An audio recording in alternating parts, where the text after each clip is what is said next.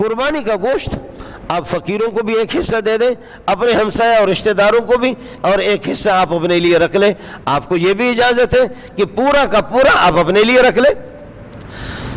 پہلے غربت کا زمانہ تھا تو 3 دن سے زائد گوشت رکھنے کی اجازت نہیں تھی، میرے نبی نے منع کیا تھا، اس لیے کہ جیسے وہ پٹھان کہتے کہ جی اللہ آپ کو لاندے، اور عرب لوگ کہتے قدید، ہم بھی کہتے، بلوچ لوگ بھی کہتے قدید، گوشت کو خشک کر کے رکھتے ہیں۔